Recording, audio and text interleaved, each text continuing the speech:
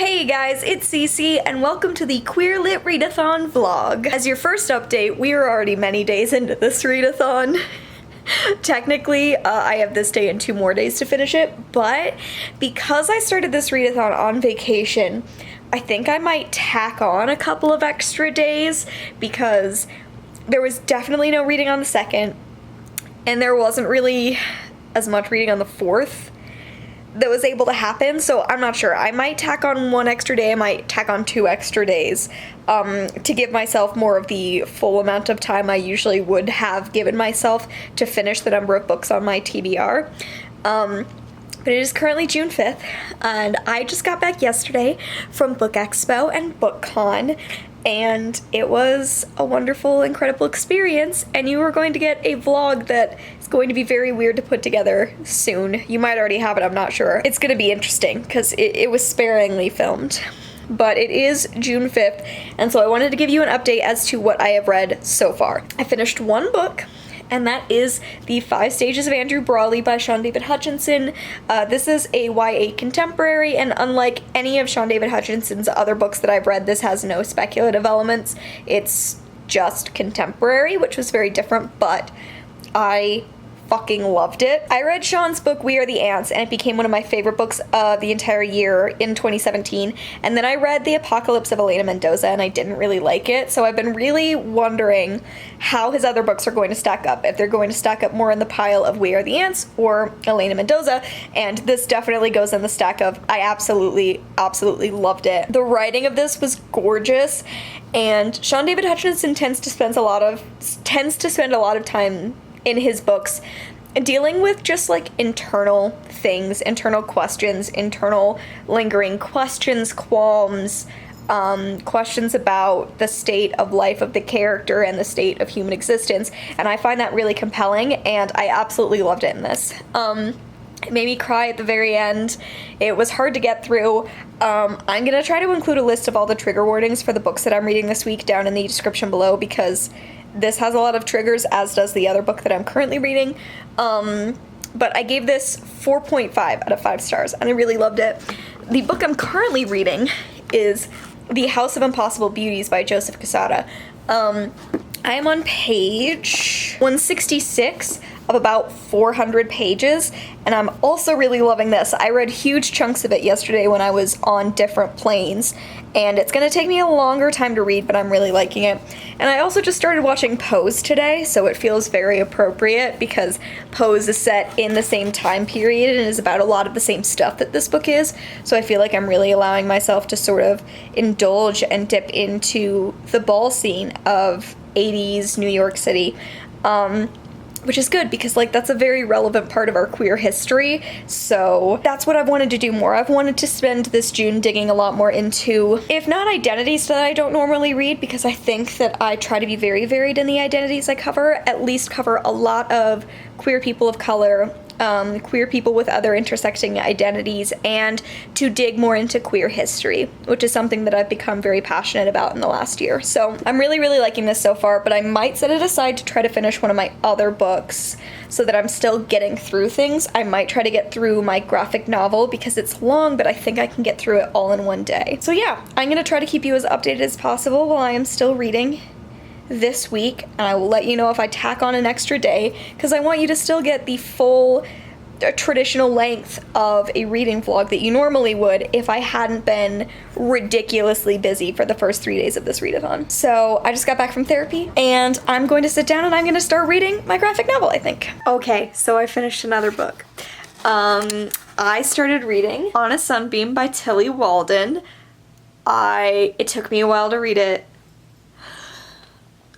and I loved it so much. This is a big, chunky graphic novel. It's about 550 pages long, and it was, like, perfect to me. I feel pretty confident in saying that it's my new favorite graphic novel of all time.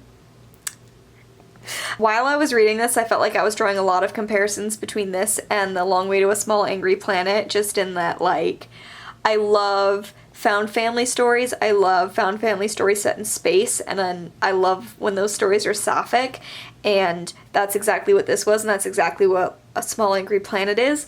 And then it turns out Becky Chambers is literally quoted on the back of this book, so I was not alone in that comparison. This is an absolutely beautiful piece of storytelling that put me through every emotion imaginable.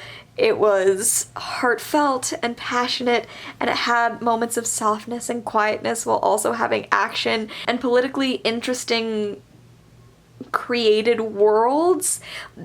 They weren't inherently political, but it was just like a fascinating system. In general, the sci-fi world of this was so beautifully done. Basically, if you like Small Angry Planet, I think you're going to love this because it's one of the most innovative and unique stories I've ever read. And on top of that, it has a longing, slow burn, beautiful romance between girls, and basically every character is a woman. Like, this is a world almost solely populated by female characters. There's one non-binary character who's fairly central, Elliot. But like, there weren't any men. There were no men.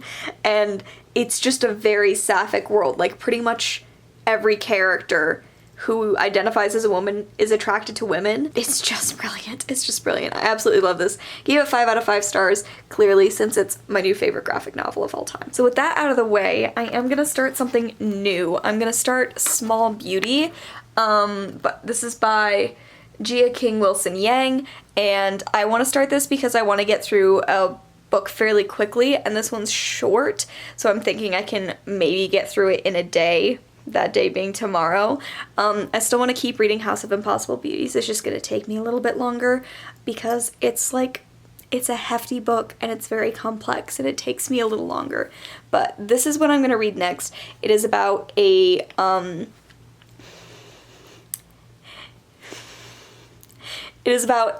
trans woman who is a mixed-race person of Chinese descent, according to the back. And this is an Own Voices book. And I really want to read another piece of Own Voices trans fiction so that I can hopefully include it in my Own Voices trans recommendations video. But I think I'm going to start this. As far as Queer Lit Readathon challenges that I've finished so far, maybe I'll put the bingo board up there. Maybe you can see the bingo board. I've completed See Yourself, Rainbow Cover, The Question Marks, which was for mixed media, and that was the 5 stages of Andrew Brawley. Own Voices, graphic novel, and sci-fi fantasy. So I'm doing pretty well just with those 2 books. But I'm gonna try to read a little bit of this and then go to sleep. Hey y'all! So it's been a couple of days, but I wanted to update you on how things are going. It's been a couple of days in that technically Queer Lit Readathon is over, but like I said early on, I gave myself a couple of extra days to read. There's still one more book I want to finish reading that whenever I finish reading it, I'm still just going to include it in this vlog, and that is The House of Impossible Beauties. I haven't finished reading it just yet, but I'm almost done, and I'm just going to extend this vlog for however long it takes me to finish the last hour of that book. But I did want to say I finished another book. On Saturday, I drove down and I helped my mom move.